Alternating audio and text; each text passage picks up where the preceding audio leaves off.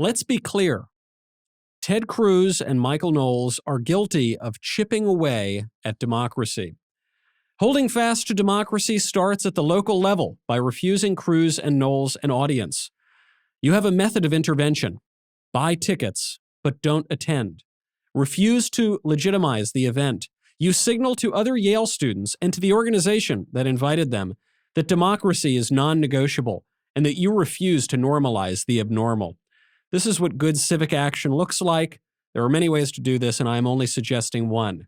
Yale is an influential cultural, political, and economic institution. Yale students, flush with that great power, hold the great responsibility to fight for a more just society and a healthy democracy. Democracy is non-negotiable. On April 11th, Ted Cruz and Michael Knowles are coming to speak at Yale. A fair number of students are considering attending. I think this is an error. So says the Yale Daily News. This is Verdict with Ted Cruz.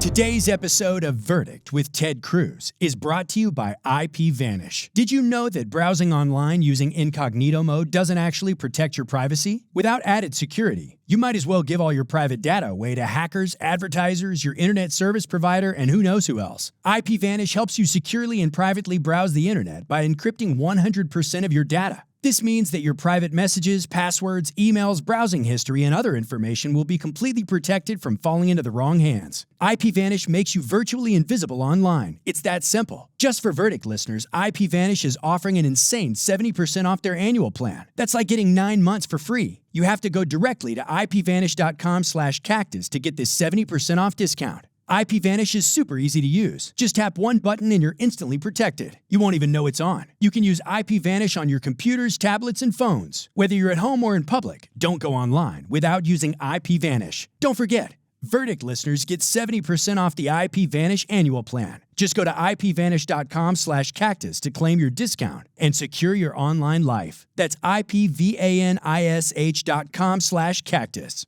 This episode of Verdict with Ted Cruz is brought to you by Genucel. How old does your mirror say you are? You can delay this question by 5, 10, even 15 years with Genucel's new Ultra Retinol Serum. You can, see it sitting right here on the desk. Here's a testimonial from Marina. Marina lives in Fort Lauderdale, Florida. She says, great product. My skin loves it. I have spent more money, she says, on creams over the years, enough to pay off my house. Just kidding. But it feels like that. This product has changed my life like no other. Now, Marina is flying high with Genucel's new Ultra Retinol Serum with hyaluronic acid. This works to hydrate your skin at the cellular level. It builds on this deep moisture with incredible anti-wrinkle effects. And gentlemen, you know that we ladies, we wives, use your razors in the bathroom when you are not looking. Likewise, we know that you use our face products, our skincare products, and it's fun. All's fair in love and war. Now, if you go to my URL, that is genucel.com/cactus, you can get up to 50% off Genucel's new Ultra Retinol Serum. That is 50% off if you go to genucel.com/cactus. It's spelled GENUCEL.com/cactus. Genucel.com/cactus. This episode of Verdict with Ted Cruz is brought to you by American Hartford Gold. Now, the new inflation numbers are out, and I think we can all agree they are incredibly depressing. The price of gas is way up. The price of housing is up. The U.S. national debt is way, way, way up. And unfortunately, given the way that our current administration prints money and spends money, experts don't see this going away, this inflation going away anytime soon. So how do you protect your money, your savings, your retirement from inflation? Well, when times are turbulent, Americans like you turn to physical gold and silver, and American Hartford Gold can show you how to hedge your hard-earned savings against inflation by diversifying a portion of your portfolio into physical gold and silver. And it's really easy to get started. All it takes is a short phone call, and they will have physical gold and silver delivered right to your door, or if you prefer, inside your 401k or your IRA. They make it easy. If you call them right now, then they will give you up to $1,500 of free silver on your first order. So don't wait. Call them right now. Call 855-768-1883. Or if you prefer texting, you can text the word CACTUS to 65532. Again, the phone number is 855-768-1883, or text the word CACTUS to 65532. Welcome back to Verdict with Ted Cruz. I am a threat to democracy. Senator, congratulations. I'm so glad that our event next week is already creating a little bit of buzz on campus. I am really happy, and I'm really impressed that there's an 18-year-old Yale freshman who believes he's Spider-Man. Like he literally closes his op-ed with great power comes great responsibility. That's impressive. It is very impressive. This is, of course, because when you matriculate at Yale, you immediately get 6 months of being told that you are the most important, special, wonderful person in the history of the world. You're all going to be president someday, you are told. My only problem with this piece from the Yale Daily News is the evidence they use that I'm a terrible threat to democracy is they quote me on January 6th of this year saying that we should all remember the wise men who traveled a great distance for their leader, the true leader of us all, in defiance of an unjust government. These Yaleys don't get a good Feast of the Epiphany joke. What are they teaching them in New Haven? Well, there is apparently neither God nor man at Yale.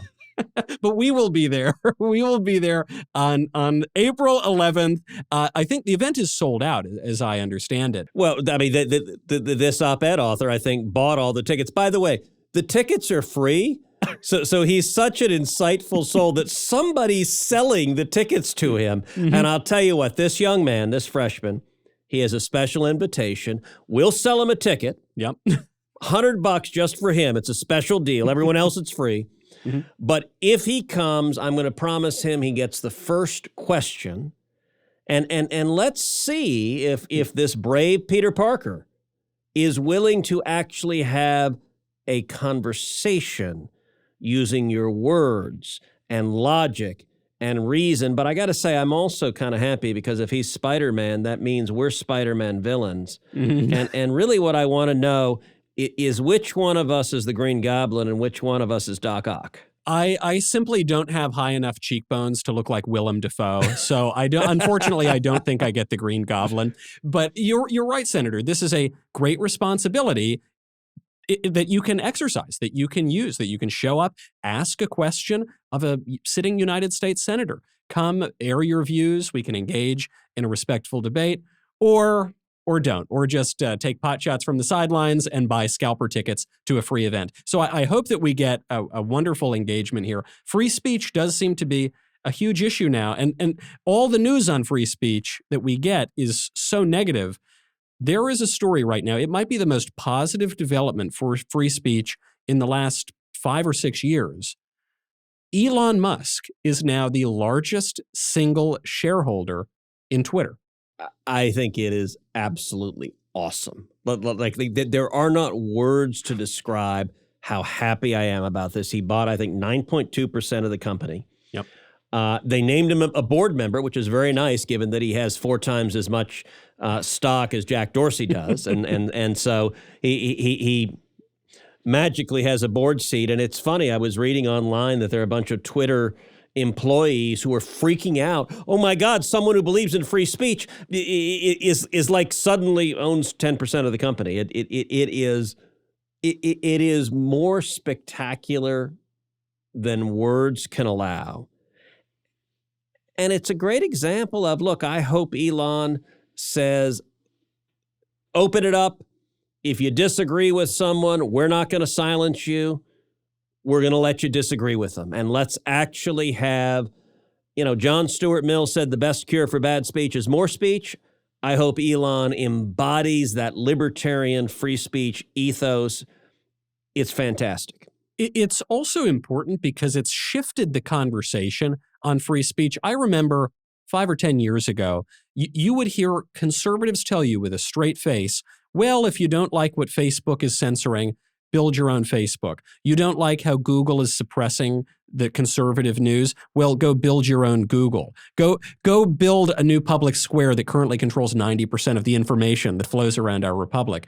And what we're seeing here is something a little different than that. Elon Musk is going in and taking over these companies that have entrenched themselves, either through chicanery, some sort of fraudulent practices, by exploiting legal loopholes that give them liability protections. He's just going in as a non-woke person and saying, no, that's mine now. Look, I am so happy about it. I may go out and buy a damn Tesla. Like I really, and by the way, my girls want me to get a Tesla anyway. You know why the girls love the Tesla? Why? Because the central computer makes fart noises in each of the seats. And for an 11-year-old and 13-year-old, that is the coolest feature. And I got to admit, as a 51-year-old, that's a pretty cool feature, although I probably shouldn't admit that publicly as I say it into a TV camera. But it is compelling to an 11-year-old and 13-year-old. I'm totally with you. I think it's wonderful. I think he's a guy who, if not uniquely can do it, he's really well positioned. He's putting his money where his mouth is. I hope he makes a lot of money doing it. Absolutely. I think he can improve Twitter. It'll improve the experience for everybody. And it's in the private enterprise sphere. It's not simply in politics. But turning to the realm of pure politics and government, the White House is not happy with how you've been using your free speech. You were called out yet again by the White House, this time by Ron Klain, Chief of Staff to the President, for your claim that Ketanji Jackson, who is a judge who's soon going to be on the Supreme Court, will be the farthest left jurist ever. Well, I think the facts back that up. If you look at her substantive record, if you look at her record as a judge, if you look at the speeches she's given, if you look at what the legal academic writing she's done, it is consistently far, far left. And I think on every issue, free speech, religious liberty, the Second Amendment, school choice, life, I think she will vote hard left. I think she'll vote to overturn the Heller decision, protecting our Second Amendment right to keep and bear arms. I think she'll vote to overturn Citizens United, protecting our right to free speech and to participate in the political process. I think she'll vote to strike down the death penalty. I think she'll vote to strike down every reasonable restriction on abortion, including bans on partial birth abortion, parental consent, parental notification. I think she'll vote to strike down every school choice program in America. Her record is radical. And look, one of the ways that that's illustrated, she's unable to answer the question, what is a woman? Oh, yeah, right. Like, this didn't used to be a trick question. Yeah. There have been 115 Supreme Court justices to date. Every one of them was able to answer that question. I got to say, it was funny. I was walking down the hallway in the Capitol today, and a left-leaning reporter from Huffington Post came up to me breathlessly and said, okay, I'm asking every Senate Republican in the Judiciary Committee, what is a woman? And he looks at me with this gotcha, and I turned to him and said, an adult female human? You sly dog. Well, but the response is better. He looks at me completely befuddled and says, wait, did you look it up? That's exactly the dictionary definition. And I said, no, I just happened to speak English. Yeah. And then I provided a secondary definition, which was a Homo sapien with 2 X chromosomes. Mm-hmm. And at that, he rushed off and had his story. But what I find amazing is he was befuddled at the actual definition of a woman. Like it was apparently difficult for him to conceive, what is this woman word you keep using? That he thought that there were some kind of memo, perhaps, that went out among the Senate Republicans. Listen, fellas, you're going to get some tough questions today, like what is a woman? And so here is the talking point.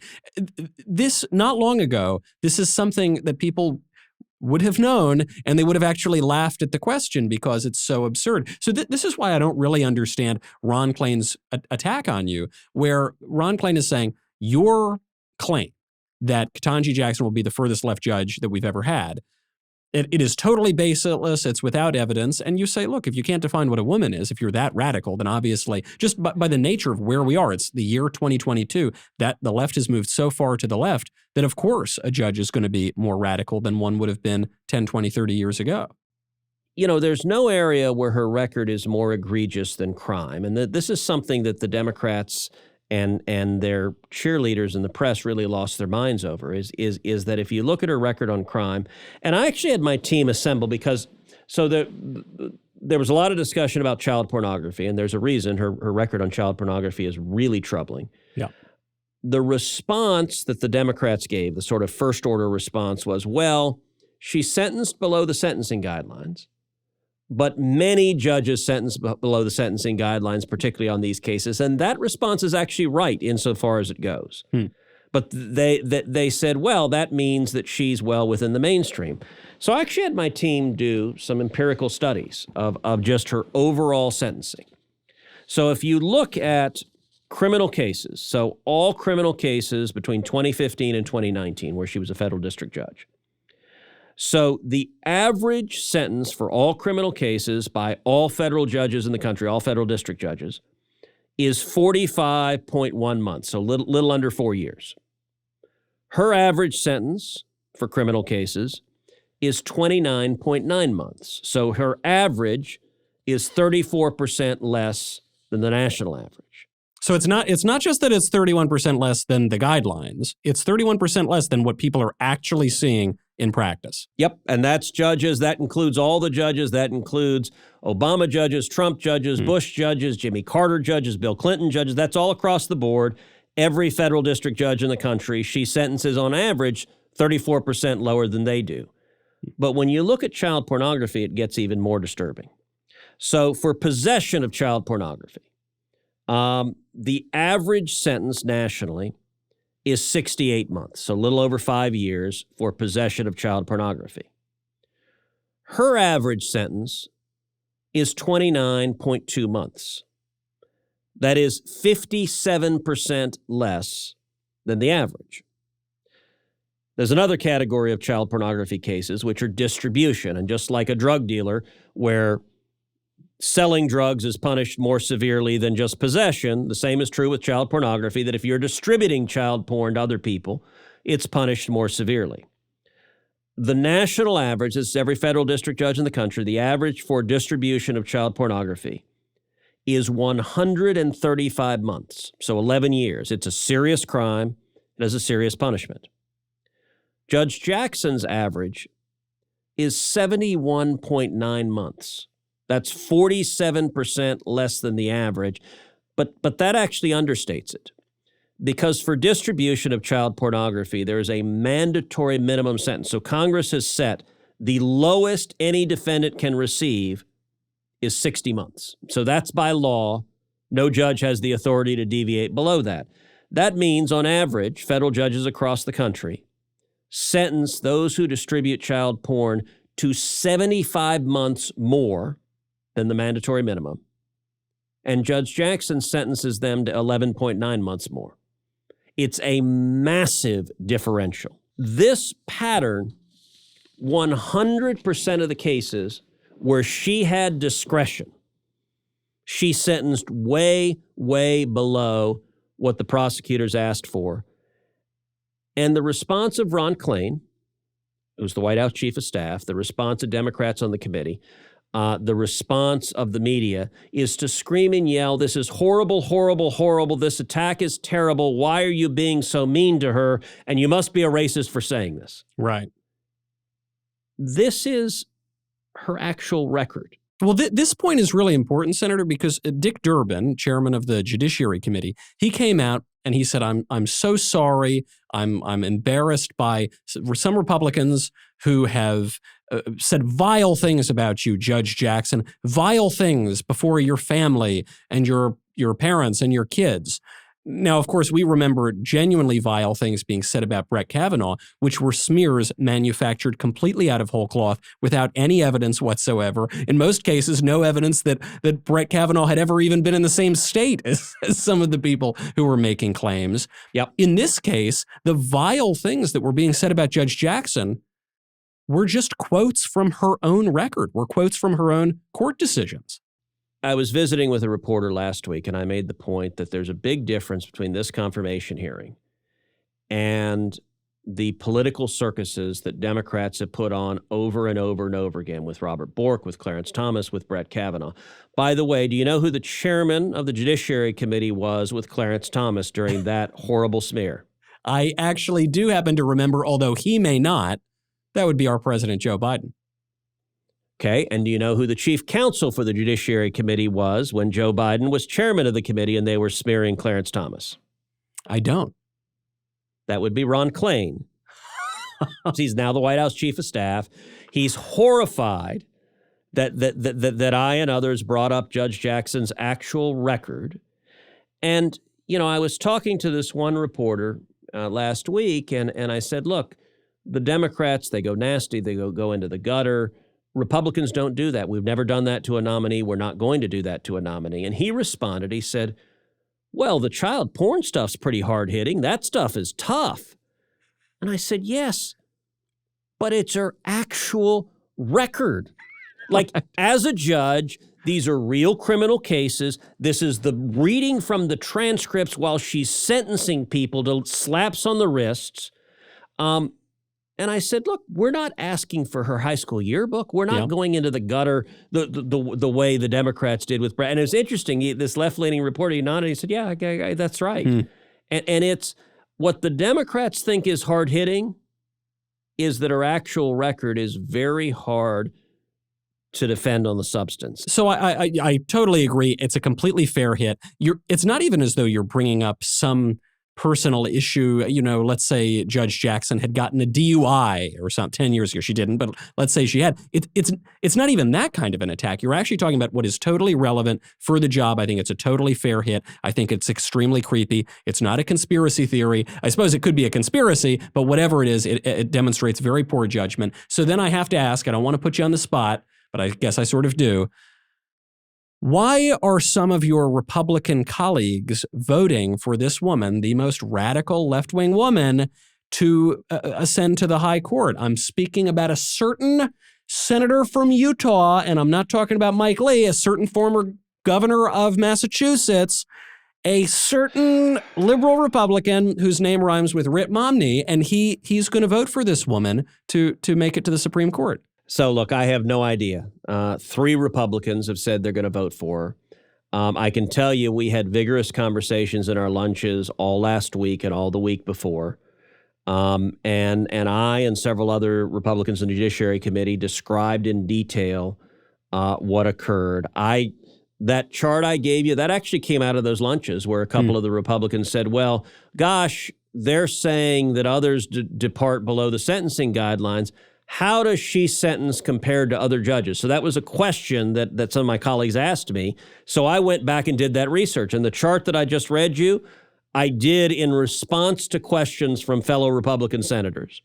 And I'm not surprised at the outcomes because I read the transcripts of her sentencing. And by the way, I made copies of key portions of the transcripts and I sent them to the fellow Republican senators. I said, just take 20 minutes and read them. To be honest, 2 weeks ago, I think we easily could have seen 5 or 10 Republicans vote for her.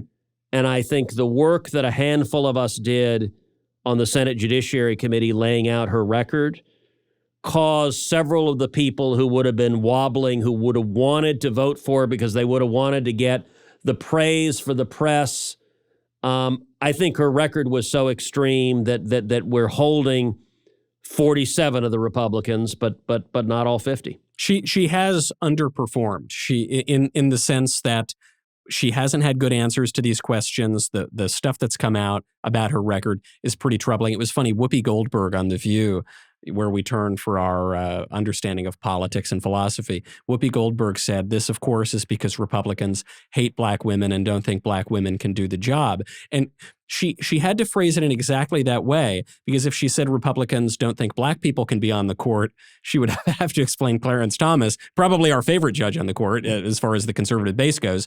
And if she said we don't think women can do it, you'd have to explain Amy Barrett, who was the last conservative judge who was put up there. So I agree, it's silly. It's just sad to me when I see a Republican U.S. senator refuses to endorse Mike Lee, a conservative senator from his own state, and voting for Ketanji Jackson, this radical leftist jurist.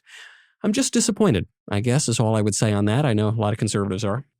I do have a question for you, Michael. How does the show, The View, figure out who can be their hosts? The View is structured to be a show with only women as hosts. How do they know? They're not biologists, last I checked. I find it apparently this is a question that is beyond human comprehension. Well, Senator, most shows have a director and a producer and some editors, and maybe it is the case that The View does have a biologist on staff. That's the only thing that I could possibly make sense of it. But by the way, I do need to tell you one other thing on Judge Jackson. Yeah. So I submitted to her after the hearing 239 written questions. By the way, the reason that was 239 is it was one fewer than the 240 written questions that Senator Dianne Feinstein gave to Brett Kavanaugh. And so I thought that was an appropriate level for the questions. But one of the questions was I asked her about natural rights. And do you believe do you believe in the position that people have natural rights? Her response to that is, I have no view on that topic. I have no view on whether or not people possess natural rights. Now, as you know, in the Declaration, Jefferson wonderfully penned one of the greatest proclamations of humanity and human liberty ever written. We hold these truths to be self-evident, that all men are created equal and that they are endowed by their Creator with certain unalienable rights, that among these are life, liberty, and the pursuit of happiness. It literally is the central portion of the document declaring our independence from Great Britain and forming our nation, setting up the Constitution. And she has no view on whether you or I are endowed by our Creator with certain unalienable rights. That is a stunning and radical position, and that was her answer in writing. Well, because the left has tried to say these questions, they're a circus, they're a sideshow, they're irrelevant. These are directly relevant questions. Even when Senator Blackburn asks, what is a woman? That's directly relevant. There are going to be a lot of cases, increasingly cases before the court, that hinge on the question of what is a woman? What is the protection for sex? Title IX itself, we've been talking about women's sports a lot. That's come before the judges. You do need to have an answer to that. And if you don't have an understanding of natural rights, if you don't have a view on natural rights, how can you view our jurisprudence? How can you view our country, which is predicated on that idea? By the way, one of the most disturbing cases was a case called Make the Road versus McAleenan. That was a case concerning the Trump administration, the Department of Homeland Security, the rules they set up for removing illegal immigrants from the United States, people here illegally, the rules they set up for deporting them. She struck it down. Now, the statute explicitly says that this question is given to the discretion of the Secretary of Homeland Security, and it is unreviewable by federal courts. It is not subject to review by federal courts. She ignored that and said, I'm going to review it. It's not clear that he has this authority or not, even though there's no way to write the statute that is more clear than the way Congress wrote it. She struck it down. She issued a nationwide injunction against the removal of illegal aliens. That case went on appeal to the D.C. Circuit. The D.C. Circuit is a left-leaning liberal court, unanimously reversed her, as her decision was contrary to the plain language of the statute, but it was consistent with a political outcome. That's one of the reasons I say that I am convinced she will prove to be the most liberal justice ever to serve. Is a decision like that is a results-oriented political decision, just like a refusal to say what a woman is a results-oriented indicium of a focus on your preferred politically correct outcome rather than the ordinary use of language. This is a really great point. It's not that anyone is actually confused about what a woman is. It's just that some people, because of their ideology and their agenda, are unwilling to admit it. They're being too clever by half, and they're putting aside common sense. I think that's a great observation. Before we go, talking about the wisdom of the people, we must get to the mailbag, at least a couple of rapid-fire questions. First one up, this ties back in with Elon and big tech, from Jimmy. Can data collection be outlawed? All of these social media companies who generate nothing of value will stop all of this nonsense if we don't let them take our data. What say you? So it's a good question. It's a complicated question. So there are a couple of bills pending before the Senate right now that limit what big tech companies can do with data. And one of the options that's under consideration is giving you, the consumer, the ability to opt out, to make the decision whether or not you want them to collect your data and for what purposes. And I think the more we can empower consumers on that, the better. I'm not aware of anyone that has had just a blanket prohibition on anyone ever collecting data, and I'm not sure you'd want that. I mean, look, when you log on to a website and you're ordering your Argyle socks for your Yale reunion, you'd like them to remember that you wear a size extra small. I mean, that you want built into the website. And thank you for remembering my size, Senator. I appreciate that. You make a good point. No, it's true. There are some reasons why you would want a tech company to be able to collect some of that data. We just don't want them taking our political views and targeting us and silencing us. And so the more you can empower consumers, the better. I'll tell you, I actually met today with some of the senior company leadership at Facebook and had about an hour-long conversation in my office that was lively. And we had significant disagreements on censorship. We had significant disagreements on the policies of Facebook. But at the end, something I suggested to them, I said, look, because they were saying, well, consumers want us to do this. Our consumers on Facebook show they don't like political information. They don't like things that are divisive. They want us to suppress them. I said, well, why do you only suppress them when they hurt Democrats? Why do you only suppress one side of the aisle? But I suggested the following to him. I said, all right, let's say you're right, that there are some consumers that want you to censor what they see. How about this? Give consumers the right to opt out. Yeah. I'm on Facebook. I said, look, it's real simple.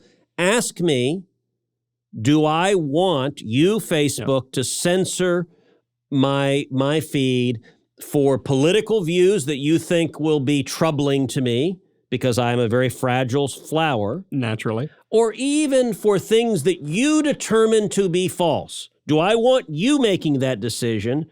Or am I willing to put on my big boy pants and actually read views from both sides or multiple sides and make my own determination what is true or not? And I said, by the way, that includes, do I want to choose to be able to see Donald Trump's social media? And if I opt in, I say, damn it, yes, I would. I may not agree with everything he says, but I've decided after a good stiff whiskey that I'm strong enough to read a Trump post and not have heart palpitations. Mm-hmm. And at least the Facebook guys, they're like, well, maybe that's an intriguing idea. I'm skeptical they'll do it. But if they gave you and I the ability to opt out of their political censorship and moderation, that would be a big, big, big step in the right direction. Yeah, I agree. It would be something until Elon buys them too, and then we can get some real free speech. Final question before we go. This is from Nate. A little bit of a prepper question here, a little pessimistic view about the future of the country. Do I invest in oil, gold, real estate, or food as inflation goes through the roof? All of the above. If you're hungry, I'd start with food. In the sort of Maslow's hierarchy of needs. Fill your stomach. Look, oil, I'm a Texan. I believe oil and gas. I'm personally invested in energy because I think energy produces jobs, and America is the world's superpower of energy, despite the knuckleheaded policies of Biden. Real estate, listen, historically, real estate has proven to be a great investment. It can be complicated, the tax treatment of it. This is not an investment show. Past performance is not necessarily indicative of future performance, blah, blah, blah, blah, blah. Please don't sue me, sue Michael. Wait a second. So, but, real estate certainly historically has proven to be a pretty good investment. And then gold. Look, gold is principally a hedge against inflation. There's certainly a lot of folks that choose to invest in gold or silver. I think that's one of the major things that's driving Bitcoin and driving crypto is Bitcoin is really digital gold. I'm invested in Bitcoin for that reason. And I think as a hedge against inflation, there's no doubt that this administration is printing money like crazy, spending money like crazy, and deflating the currency. And so whether you're inflation hedge, is Bitcoin or real estate or gold, I think you do want to think about how you protect yourself against inflation somehow. That's true. That's the extra category is crypto, which at some point you're going to have to educate me on. We'll have to do an episode on crypto. Awesome. But that time is not right now because we've got to bring on our friend Liz Wheeler to talk about what will be coming up in the cloakroom.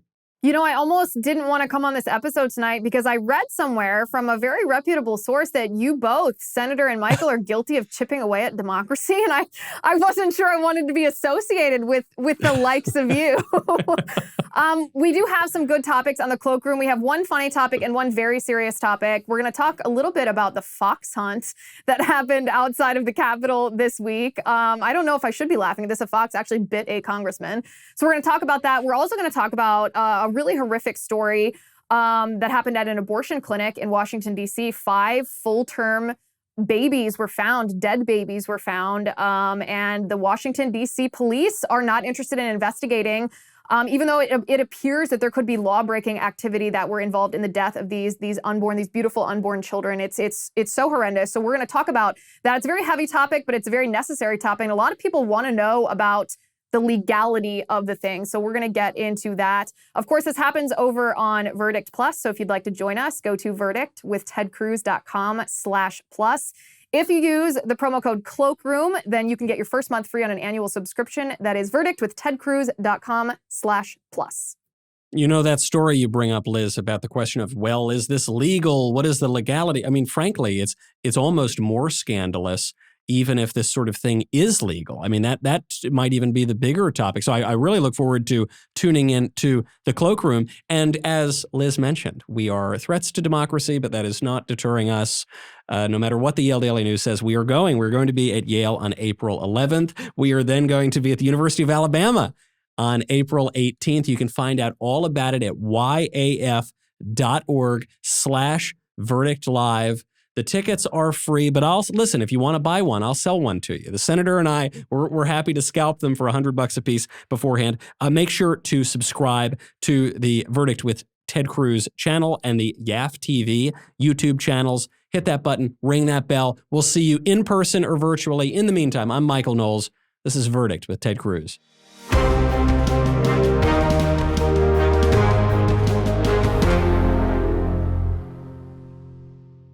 This episode of Verdict with Ted Cruz is being brought to you by Jobs, Freedom, and Security PAC, a political action committee dedicated to supporting conservative causes, organizations, and candidates across the country. In 2022, Jobs, Freedom, and Security PAC plans to donate to conservative candidates running for Congress and help the Republican Party across the nation.